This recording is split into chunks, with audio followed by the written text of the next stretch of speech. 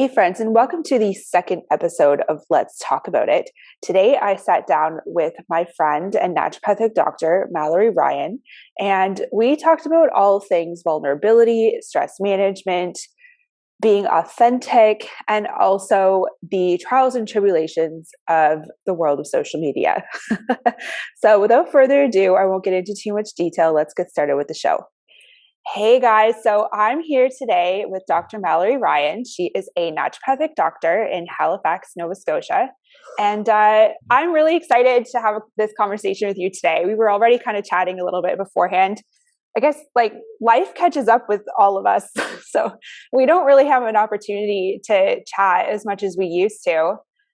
So this is also awesome just to be able to catch up with you and see what you're up to and I know. Yeah. Thanks for having me. Yeah, let's just record it and make a podcast out of our catch up. Right? Yeah, perfect. I love it. Yeah, so I met Mallory, I met you in naturopathic college. You graduated a year after me, I believe. Yeah. But I do remember distinctly there was one night, it was a Halloween party. God. Do you remember that? The Halloween party? Yeah. And I had just gotten my one and only tattoo. Just gotten it. And I, for some reason, like, after, honestly, side note to that tattoo thing, I had just gotten it. And then I couldn't sleep for 2 days because I was like so torn up of like, what did I do? I don't know. Like, what have I done? Because I like didn't turn out exactly the way that I had envisioned it to be. But anyways, it's also in Gaelic. And I don't speak Gaelic, but your grandmother does or did, right? Yes, when I was very little, she spoke some. Yes. Yeah. So I remember that I had this Gaelic word on my arm, and then I was like double like second guessing myself, being like, "Oh my goodness, I don't think I spelt it right." And then we checked, and it was. Yeah, and then you were the one that confirmed with me. You're like, "Yes, that's how you spell that word. That's correct." So you helped me sleep after that because I was so paranoid. But oh my God, you never told me that. That's so sweet. I remember that. That was like our first outing in Toronto after I moved there. Was it? Yeah, I think maybe. My goodness, it's all a haze. Right? It feels so long ago. It does. It's like, yeah, it was weeks ago, yet another lifetime. Like it's this very strange, like, oh my God, that's so accessible in my memory. And then it's like, wait a second, that was like 2 lifetimes ago. Yeah. Oh, completely. I also find too, it's like, I don't know if you can relate to this, but like that was such a different version of Jill, like of how I know or understand myself. And it's like city Jill versus like rural Jill, or like, you know, these two different like 100%. approaches to life of like, you know, being around a bunch of people and like always wanting to go out and being the city life and just, loving that. And then also like having that rural, like, I guess, slower life, which is, I mean, it definitely has its advantages for sure. Yeah, 100%. No, I totally agree. Yeah. I remember like that phase. I don't know, what were we, like early 20s, I guess? Yeah. Yeah. It was more like, looking back, it was more like insecure Mal. Like I remember how consumed I was with everything, like everything. Yeah.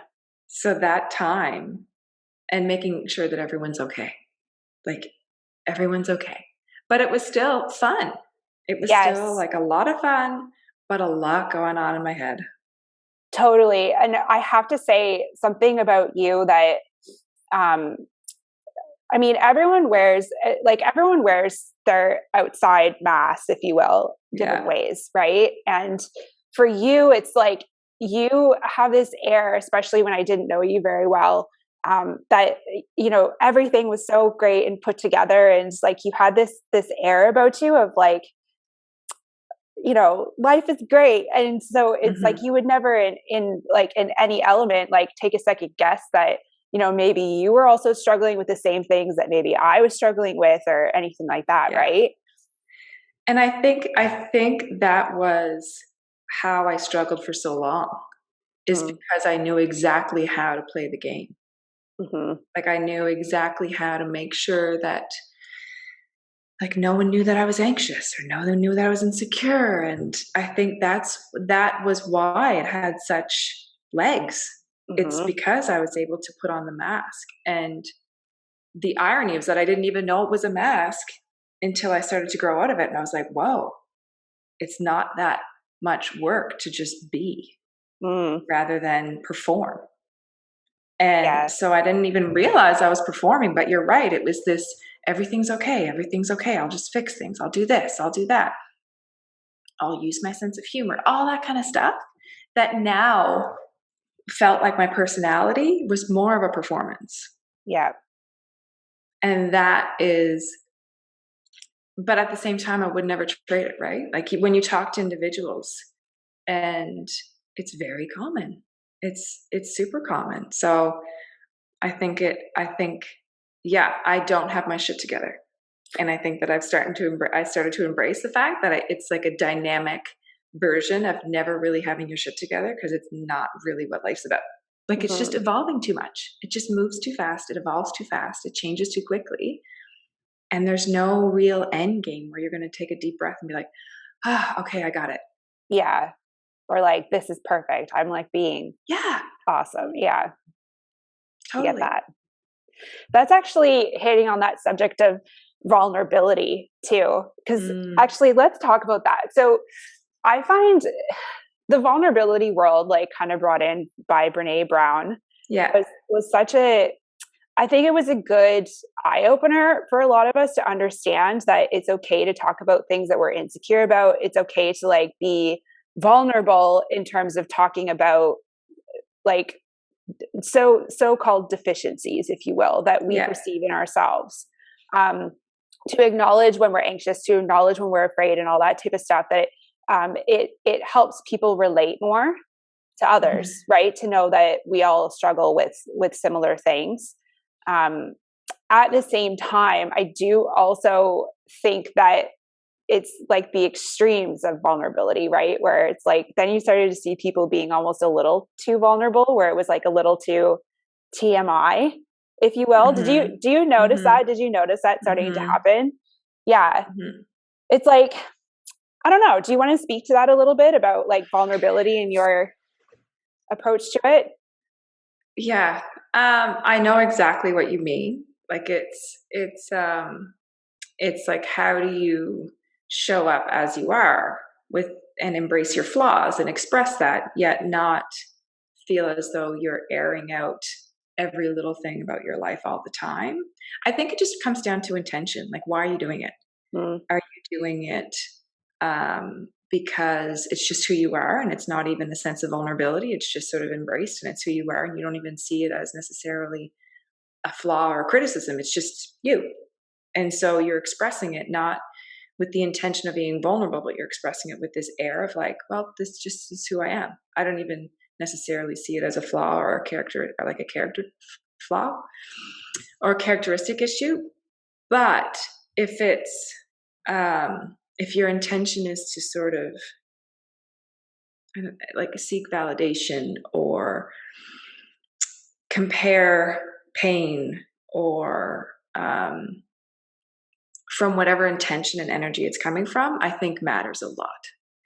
And so I think vulnerability in an effort to connect and to relate, and not necessarily deflect circumstance and situation and conversations, is a really beautiful thing, because it's a reflection of how well you accept yourself and where you're at.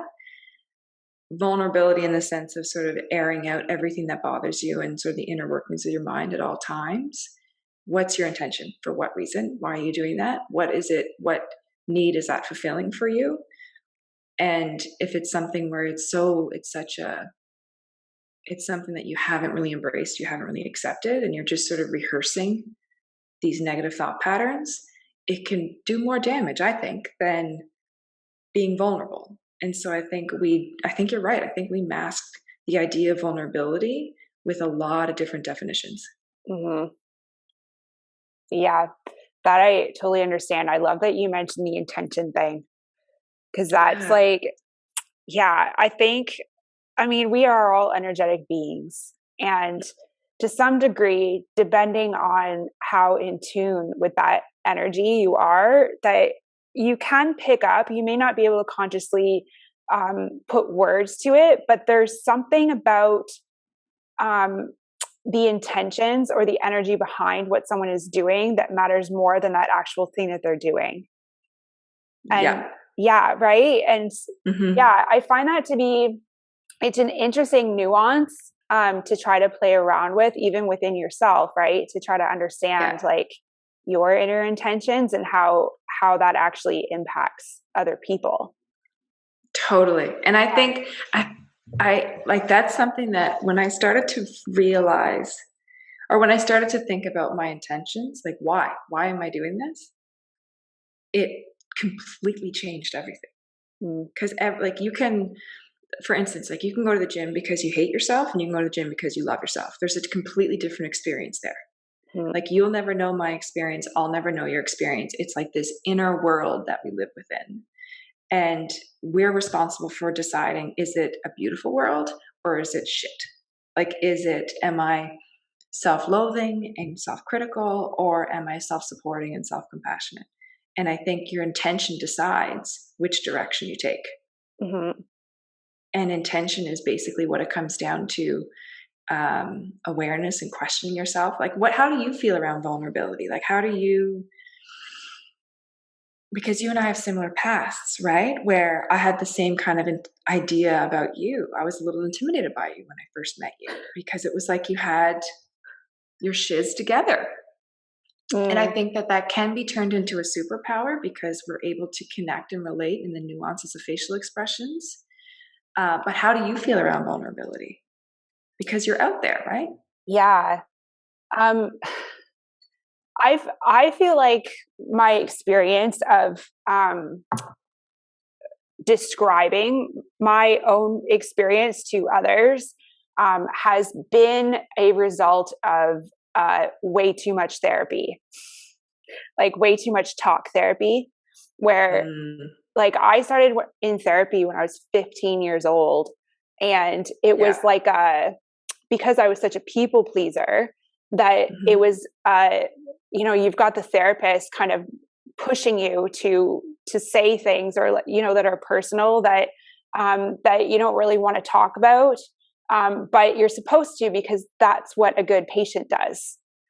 And so I think like I became really used to being vulnerable from that perspective, because it was normalized for me because of all the therapy that I had received.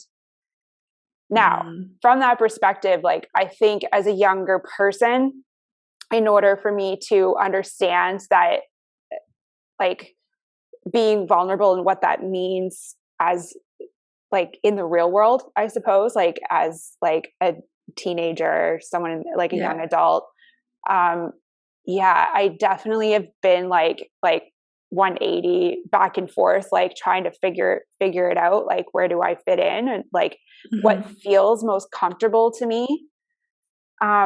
Because I also find too, like with vulnerability, I think it comes down to, if it makes me feel uncomfortable, then I've gone too far. If I feel totally fine talking about something, then that's just enough, and it's worth sharing. And I keep like, I don't know, do you do much human design? Do you know much about? I don't know a ton, but what I do know is fascinating, and through you. And every time I read like my thing, like when I follow a bunch of people through you, that every time I read like the projector one, I'm like, ooh, yeah. But yes, go ahead. Yeah. So, we'll talk about that just for a quick second, because to me, vulnerability is very closely tied with my understanding of human design and birth charting. I know less about it, but so you're a projector in human design. I don't recall what else. Do you know what your profile something about a 6? Okay. Yeah, I totally forget. I've looked up your chart before, but I forget now. So you're a projector in human design. I'm a manifester in human design. So where I find our similarities lie are energetically how we show up is different than like 70% of the population. So it's like that. We'll probably, I think, I can't remember the numbers. Don't quote me on any of these numbers. No. But then the majority of the population. So it makes it difficult because we live in a certain world where things are supposed to, like, a lot of people can get on board and operate in this world that we have constructed, when there are others of us that feel as if we're deficient in some way because we're not able to keep up with how things go energetically. And it's a hard nuance to describe unless you understand it, right? It's like, I'm sure on some level, like even like you and I having this conversation, and any other like projectors, manifestors, or reflectors who are listening to this can understand what I'm saying, but it just hits like in a certain way. Yeah. I also have a 6 in my profile. And this, once I learned about all of this stuff, it made me understand why like a certain level of vulnerability was actually in my nature to do. And also like why sometimes like my presence around others, like how, you know, like intimidation type of thing. Cause I've heard that before, but really on the inside, like I'm such an insecure person, but it's that outside energy that we pick up that we may not consciously be aware of about other people. So yeah. And like a whole tangent thing, me understanding my human design helped me understand like a little bit more of like my level of vulnerability, what I'm okay with sharing with others, because my experiences are meant to be shared because they will help others. And yeah, so I'm doing people a disservice by not sharing the wisdom that I've learned in my 34 years of life. Right. Yeah. Right. Which I totally agree with. Like, right. Yeah. Yeah. 100%. Yeah. 100%. And there's something about like having experiences, which I was talking to someone about this the other day too, about experiences that even the bad experiences in some way are, I mean, they're meant to be, right? That you learn something from them along the way. Yeah. And they shape you into who you are. Yeah. And I completely agree. And I think a lot of I feel like we all live very, we all have blinders on in some capacity. We all have blind spots. We all have trigger points. We all have forms of trauma. And in my experience, your greatest freedom is like in your blind spot.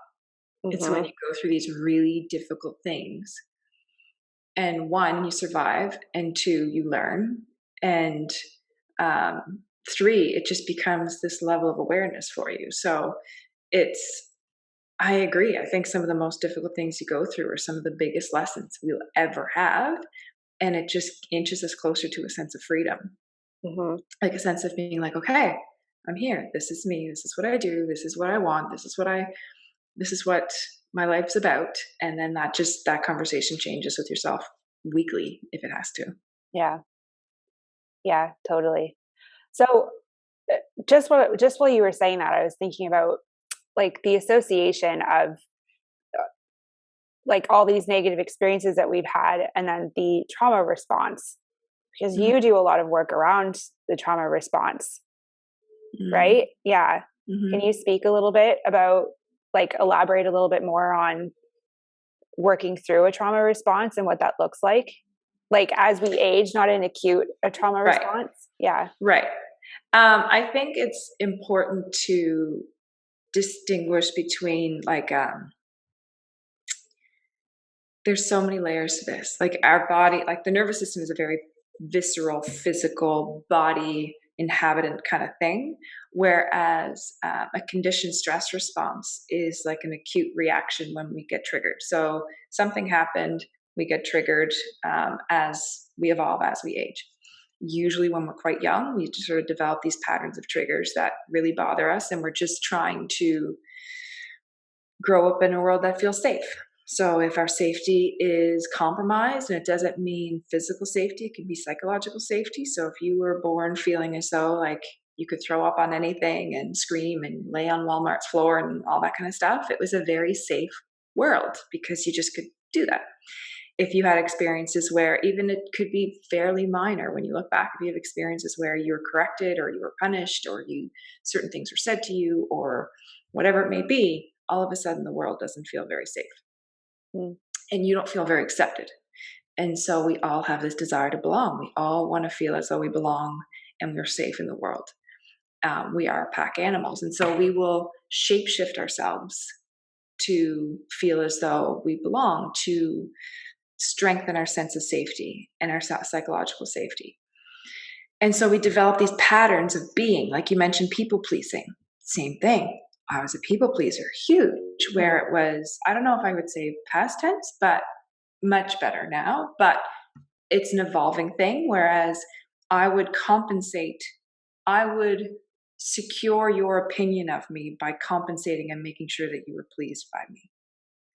And you would never really get the opportunity to know me. However, I would always make sure that you were appeased and you were happy and content. And therefore, I would secure my sense of safety because I wouldn't have to be criticized. And so that when you start to recognize that those patterns are thought-based, and how the stress response works is that it's a trigger. If you already have a trigger, you have a narrative, you have a story that's attached to it. And so we don't respond to triggers. We don't respond to things that happen in our environment. We respond to what we say it's about, the meaning that we attach to it. And so if you, for instance, if you are someone that's really reactive to criticism, you're not responding to the line that somebody said. You're responding to the story that you're attaching and what it means that they said. And that is within your control. And that's where your superpower lies. Because trauma in the stress response is perpetuated by the narrative that we give it and the meaning that we give it on a regular basis. So if someone said something shitty to you, or if someone said something that you perceived as criticism or whatever it may be, you hold that and you think about it and you strengthen it and you talk about it and you analyze it and you worry about it. And so all of a sudden your physical body is no longer in a safe place. And your chest gets tight and your heart starts to race. And all of a sudden you're having these physical symptoms that just reinforce the truth that story is true. And now what are you going to do about it? How do you fix it? And so it takes you away from the fact that it was a one line that somebody said into a universe of how do I feel safe again? And so that is really the unpacking for me in the work that I do, is how do we recognize and honor the stress, honor the triggers, honor the experiences that somebody had, yet also tease apart the narrative that exists and how much power they actually have, because that's where you don't have to fix everybody in order to feel okay. You don't have to correct and perfect. I didn't mean to rhyme, but you don't have to do that to your circumstance in order to be okay, because your power to be okay is actually in how you interpret and the meaning that you attach to your experiences. And once you start to realize that no one can speak without their own filter, no one can speak without their own experiences, then you start to realize that other people's opinions are just a reflection of where they're at. It's truly just a reflection of their own experience, their own concerns, their own sense of rejection, whatever it may be. It's a trauma response that they're projecting onto other individuals. And again, it comes back to intention. If someone is saying something with the most kind, well-meaning intention for your best interest, that's a level of criticism and a level of constructive criticism that's valuable. If someone is saying it because they want to inflict pain in order to be able to focus on your pain rather than their own, then you have the power to start to see it for what it is and say, okay, well, why does this sting so much? And at the same time, it's amazing when triggers happen. Like when the patients and the people that I work with, I'm like, okay, this is good. You can't address something unless you feel it and see it. Awareness is step one of everything. Yeah. So if you feel it and you see it and it's there, it no longer has to be a blind spot forever. It's like we can reconstruct what it means, and you can repeat that reconstruction and all of a sudden it becomes a new narrative over time. It's not like a rapid thing, but you have the power over the meaning that we attach to our own experiences. And I think that a level of healing with the stress response is required for that. Like, that's for me a huge thing, because we spend so much time and energy and focus on our roles, on who we're supposed to be, and making sure that everything in the environment is okay before we allow ourselves to be okay. And that's just never going to happen. Mm-hmm. That's why we get burnt out, I find. Yeah, absolutely. It's like, I think too, even like generationally, it's like our grandparents and then our parents and then us. It's like throughout the generations, it's like something that would have been taught, like to our grandparents, as an example, is like that whole element of make sure everybody likes you, like be part of the crowd, like, you know, look a certain way and all that type of stuff. And then that kind of like trickles down like into the rest of the family. And totally. Yeah, it's interesting from that perspective too, of like how to see like generationally the themes of how things come up in different families and what have you, because that can make it a lot harder too to actually identify with triggers. Right? At least so normalized. Right. It's normalized. It's normal. Like you see it in your family. You were brought up that way, that, you know, that's just how it is. And then you get into like, you know, as an adult where you're no longer living at home and you're out in the world by yourself, and like you're it's almost like you have to relearn or unlearn, if you will, things that you thought were completely normal of how it was, which is 100%. Yeah. And I think it also, because sometimes in that kind of work and in that kind of research online and individuals that talk about that kind of work, there's this sense of blaming who came before you. Yeah. Caregivers, there's this almost like, well, shit, it's not my fault. And it's mom and dad's fault, or it's this caregiver's fault, or it's this circumstance's fault, or whatever it may be. And I think placing fault just repositions you again as like something that's happening to you, not something that's happening with you or for you or around you or whatever it may be. And so so that's for one. When we position it as like it's somebody's fault, that I learned these patterns, they still have the power, because if they have control to influence you so much, then you've just given it away. You just like, I can't change this. It's just who I am, and it's someone else's fault. But at the same time, on the other side, there's such a level of compassion, because they're repeating patterns unconsciously that they learned that they've never taken the opportunity to question. And so it's just a pattern, just a repetition of pattern. And it didn't start before them. It didn't start the generation before them. It's likely been just a repetitive pattern that's evolved with the times and evolved with society and evolved with surroundings and environment. But at some point, the pattern certainly can at any point be broken.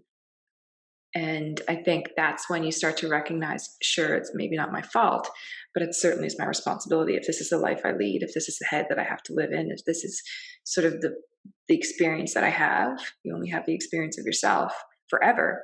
And you got to decide, like, what kind of environment do you want to live in? And that's when you start to recognize it's a pattern. It's not an identity. And personalities and identities are dynamic. And oftentimes I think of them as like an idea, like the idea that we have of ourselves versus this set in stone. It is like, I am who I am kind of thing. And that alone can be so freeing. Being like, well, no, you have this idea in your head that you're not good enough. It doesn't mean that it's set in stone somewhere. It doesn't mean that you were born with this internal label that you're not good enough. Even though you've compensated for that idea, it's an idea. And you just bought into the idea for a really long time that it feels like an identity.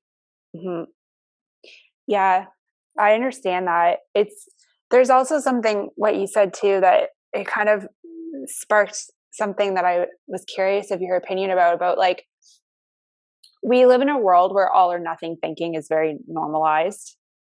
And I find even within ourselves that it's like, okay, well, if we say we're going to be this or behave this way, it's really going to throw other people off, or like make us perhaps even look like psychologically unstable in a certain respect. Like if we all of a sudden decide we're going to do things this way, you know what I mean? Yeah. Can you think that a little bit? I think all or none thinking, in my opinion or in my experience, there's a high level of attachment to perfectionism with all or none thinking. Like I have to do it really well or not at all. And so there's this level of a fear of failure underneath all of that. And so it attributes to so many things. Like I do this, I have to go all the way or I stop, or I eat the one cookie, so I have to eat the sleeve. Like I'm starting the diet and then it didn't go well. And then all of a sudden it's let it go by 10 o'clock. Yeah. Or I'm going to start working out and I don't do it 6 days in a row. So then the 7th, 8th, 9th, 10th, I'm done. Like it doesn't stick. And so I think that there's this level of perfectionism that's attached to all or none thinking. Like I do it really, really well, or I don't do it at all. And there's a fear of failure. There's a fear of criticism. There's a fear of not being good enough. And I think perfectionism is basically like the behavioral adaptation where we adapt our lives to thinking that there's something wrong with us. And healing perfectionism is recognizing that there's nothing wrong with you. Like you have permission to start something and change your effing mind. I don't know what kind of language is used in this podcast yet, or I don't want to set the tone. I don't know yet either, actually. Yeah, I won't set the tone. I usually do, but I won't set the tone. So that's something where if you're a multi-passionate individual, if you're someone that has different ideas, if you're someone that's really inspiration driven, if you're someone that needs a lot of space to think, it's more about an opportunity to figure out like, who am I and how do I work, versus trying all these things and doing it perfectly because you're scared of failing. You're not perfect, but there's also nothing wrong with you. So both things free you. And recognizing that you can embrace all the quirks and nuances of who you are. But if something really fires you up, if something really lights you up, if something like you can't stop thinking about it, recognizing that all or none thinking will sabotage you. If you really want to do it, feeling as though you have to do it perfectly is the lowest hanging fruit. It's like the fastest way to sabotage yourself. So I would say, rather than perfectionism, shift towards more inspiration and like move with inspiration, and then stop yourself when you want to quit because you just want to do it. It's a hard moment. It's a hard season. It's a hard whatever.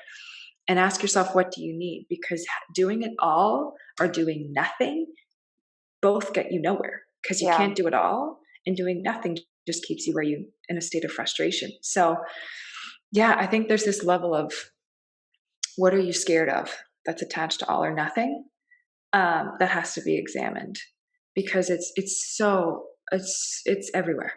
Yeah. That's along the lines of what we were talking about before I hit the record button, was with this podcast as an example. Cause if you guys are watching this on YouTube, then you can see that Mal has one of those actual podcast microphones.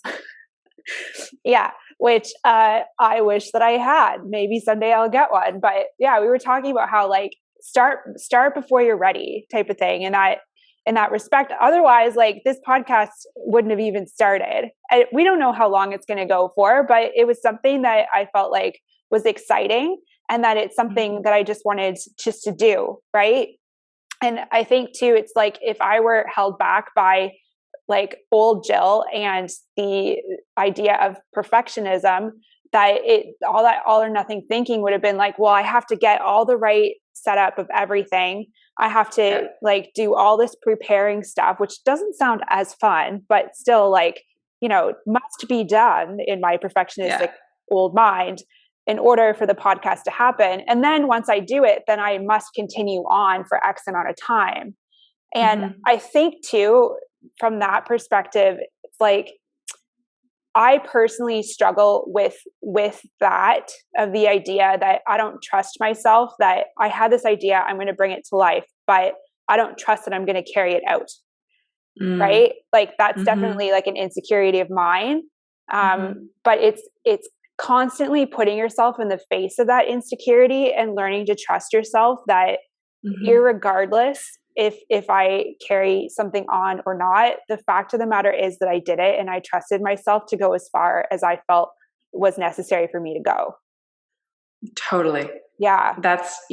And that's like, and you were following your inspiration. It's not like feeling a sense of accomplishment shouldn't be attached to any sort of outward goal or destination. No. Yeah. Because it's just a moving target. It's just going to keep moving forward. And so you're doing it.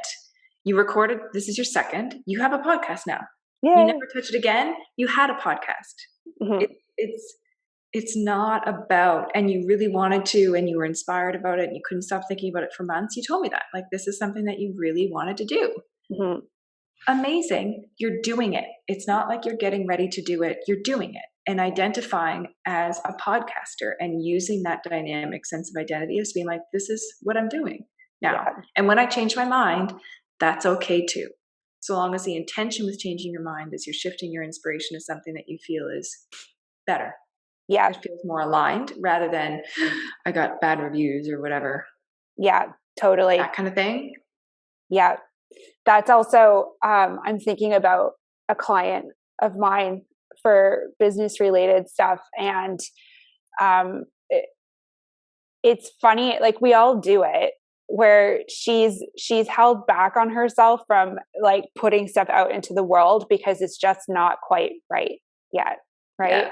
And I think it's like, you don't need to know the end destination. You just need to know like what you want to do. And then just like they're breadcrumbs, right? Like they're all just breadcrumbs. Yeah. And that's something that is only a revelation or an understanding that I only learned recently. And the whole idea of even going back to a couple of the points that you had made too about just doing something creates an experience, right? That you can continue to learn from. And even if it's something that ends up, poorly, perceived to be poorly, that would be a trigger for you. Well, that trigger was supposed to happen so that you could continue to learn from whatever that thing is that you need to continue to, heal from. So And And I think that too is so huge because then you start to sort of like decipher, am I doing it for my own experience in my own life and because I want to, or am I doing it for everyone else's eyes? Like, am I doing it to appease everybody else, or am I doing it because this is what I really want to do? This is what I really, really want to do. And then from that perspective, you can also have a lot of clarity in your decisions of when you want to shift and adjust because you're doing it with your own intentions in mind versus everybody else. And it doesn't mean you're not doing it with a heart of service and you're not sharing information, you're not doing it for other people. You're just not doing to appease them. You're not doing it to satisfy you're not doing it to sort of appease a level of criticism. Right. You're just doing it because it lights you up. And then you'll attract people that are drawn to that kind of feeling. And then you just keep evolving. And I think as a society in general, we lack such a level of compassion with ourselves. It's like, never give up, never give up. I don't know. Like, people evolve, right? Like, if you never, ever give up something, you'll never really understand and evolve into the next thing and to what interests you next. Yeah. And so I think allowing yourself to take space and figure out, like, what do I really want? I read one time that it was like the most important question is, what do I want? Like, what do I want?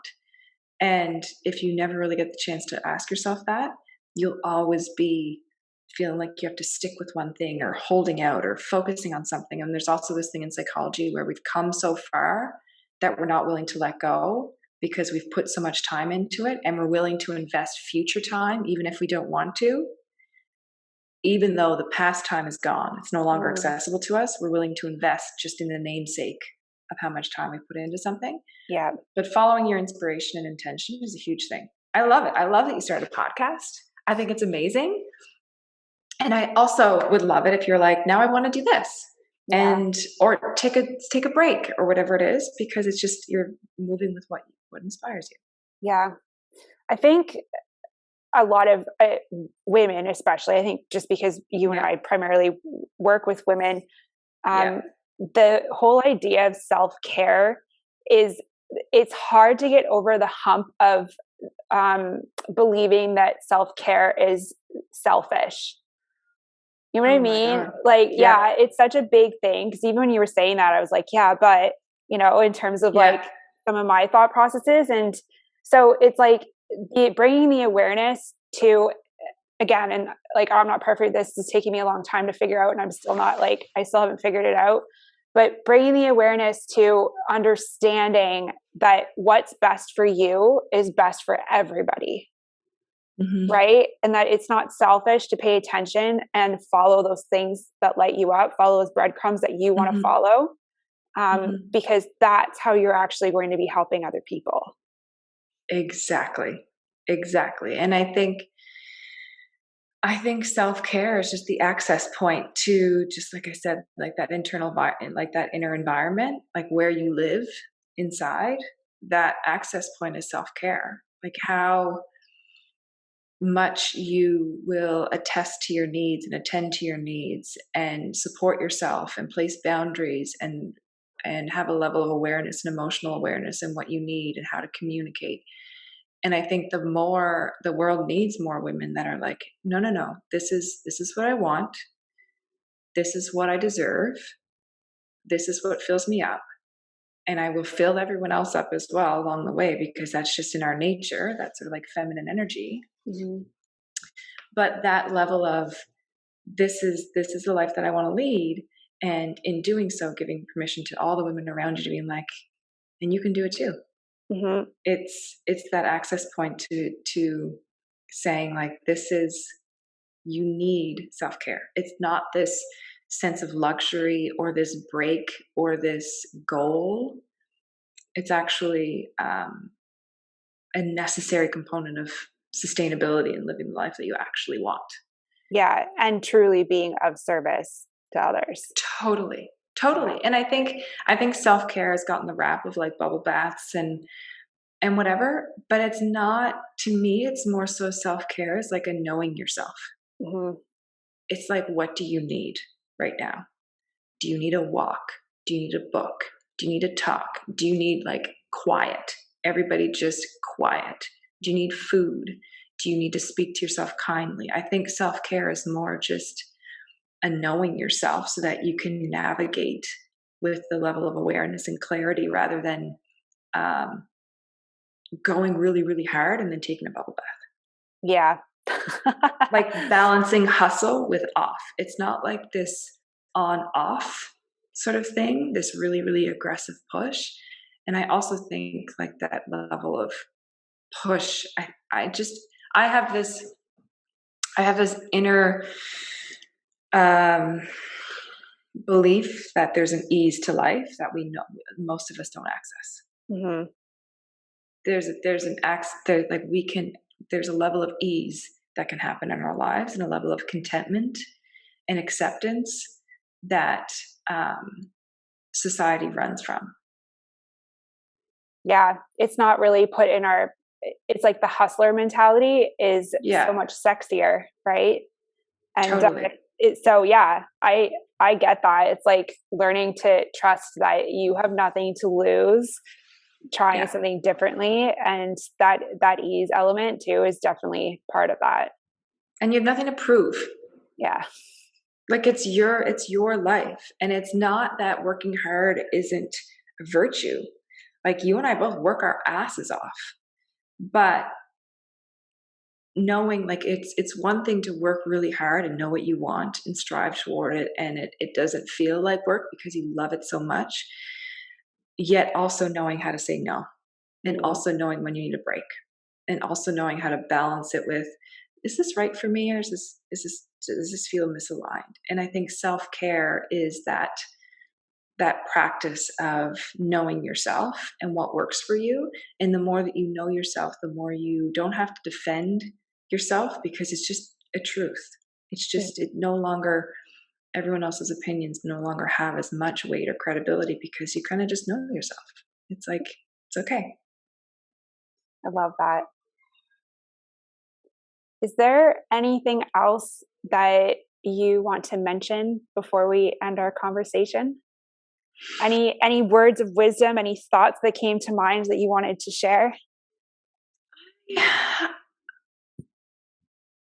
I would say, first of all, I'm proud of you. Oh, thank you. I'm proud of you because I know that you identified as a multi-passionate person in different projects, and me too. Mm. And I love that you are moving with what inspires you. Towns, all this kind of stuff. Like, I love that. And I love that you're doing the products. I love, like, you've talked about that for a really, really long time. Yeah. A really long time. And it doesn't mean that you weren't ready. It's on your heart and you're living it. Mm. In terms of parting wisdom, I would probably say that the most common thing, everyone thinks that I'm like very calm and relaxed and all that kind of stuff. But I think my greatest tool, and I'm not, by the way, like I'm like an Aries. I'm basically made of like fire. Yeah. But I would say the biggest thing that has helped for me is awareness. Mm. Just starting to listen, like listen to what you're telling yourself, listen to what you're assuming about other people, listening to how you're speaking about other people. Awareness is the biggest thing for me. And how you're feeling. It's okay to feel the way you feel. Like there's no right or wrong emotion. It's navigation. You're angry, there's a reason why you're angry. You're sad, why are you sad? It's all used as information. Just like you said, it's like you're given so many breadcrumbs every day, and most of us are spending all of our days sweeping them away, considering them nuance and insignificant and a barrier. So yeah, I think how you speak to yourself is how you live your life. And I think that's probably begins by just listening to how do you speak to yourself in relation to other people? Are you self-loathing? Do you put yourself down? Are you self-critical? How do you speak about other people? How do you speak about your circumstance? And that to me was a huge thing. And then like, why? Why am I doing this? Why am I doing this? Why do I feel like I have to do this? So that's all. That's all that came to mind. And I'm super proud of you. Oh, thank you. Yeah, it's so you also have the Female Collective. Are you still running that? Yeah. Yes. Okay. So I'm not as active. I kind of took the summer off, busy with some other things, but I'm jumping back in there soon. So the Female Collective is basically it's a group where I used to jump on all the time, and there's about 65 hours of content about hormones and cortisol and competence and all that kind of stuff that just interests me. Like every week I'd be like, what do you guys want to talk about? Yeah. And stuff that interests the group, and we talked about it and we had conversations, and so all those recordings are in there. It's a closed group, it's a closed community, but it's for free. So yeah, I have that and working on a couple other fun things, and that's it. Amazing. Yeah, there's the Female Collective, your Instagram account that you have, and then you have your own as well. And as of late, I'm becoming a little more anti-Instagram than I've ever been in my life. However, there are some great accounts that are out there that I find like you have an understanding of like on the same wavelength of me, where design and aesthetic meet words, and the impact of those words, and like how the two kind of marry themselves together.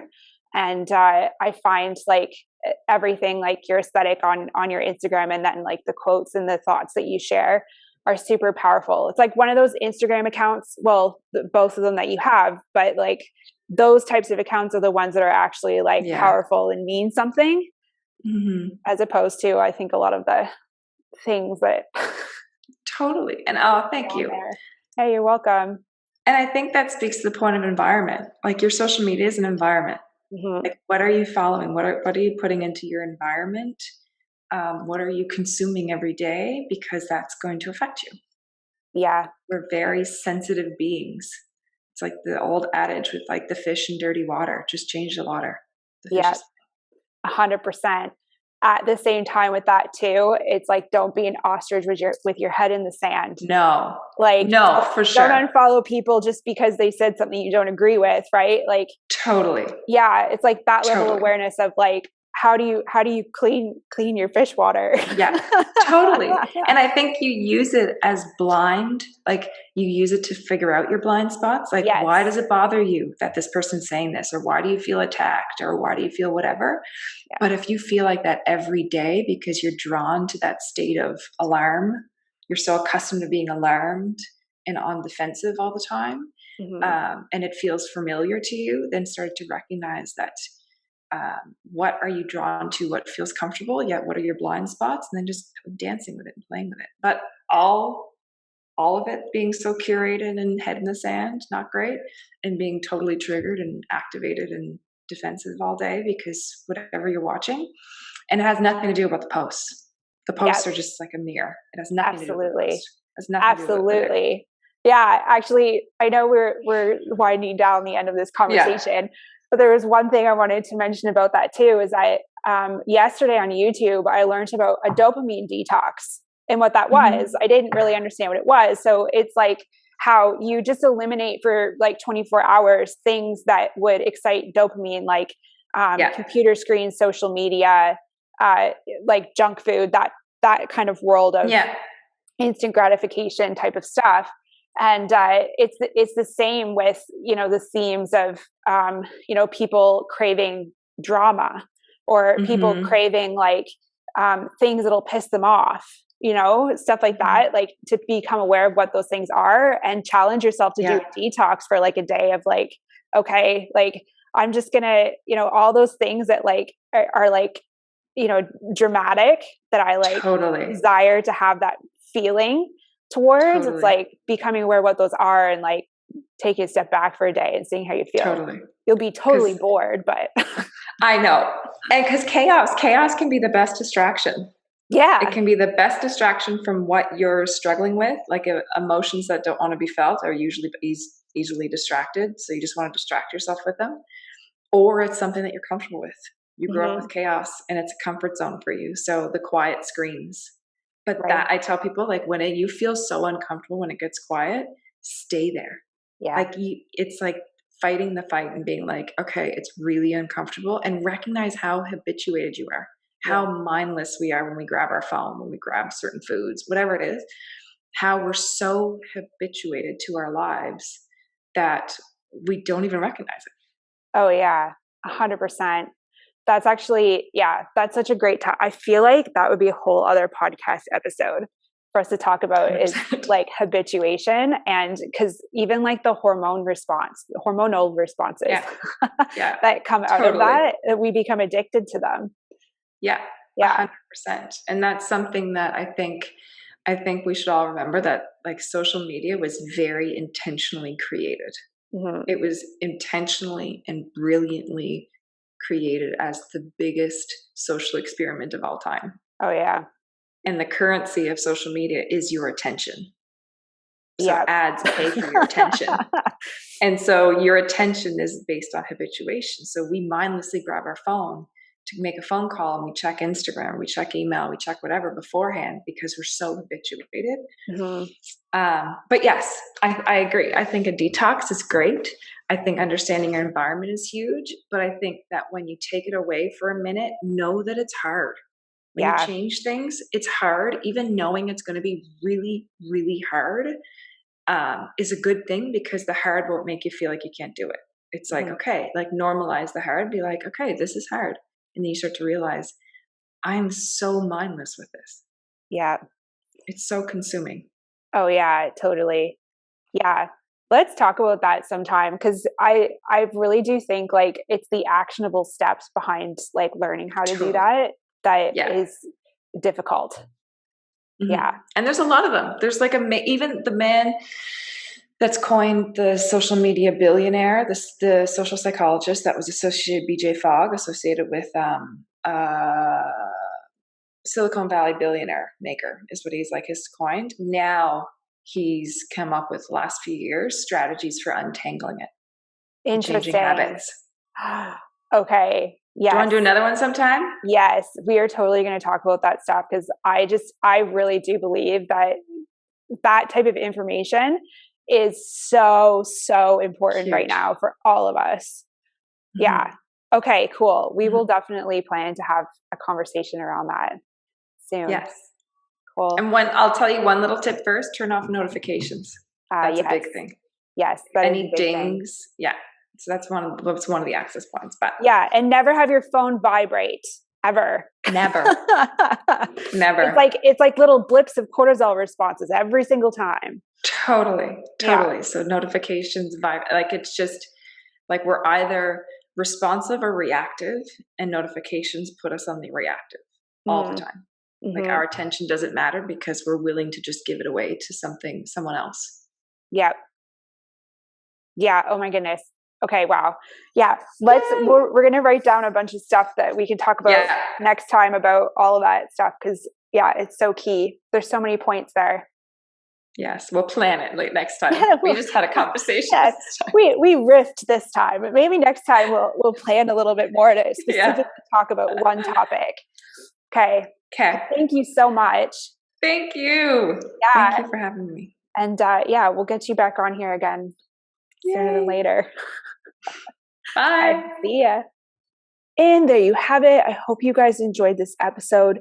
Please please subscribe, please leave a review on Apple Podcasts. And I would absolutely appreciate it if you would share this episode with any of your friends and family who would benefit from this conversation. Thank you.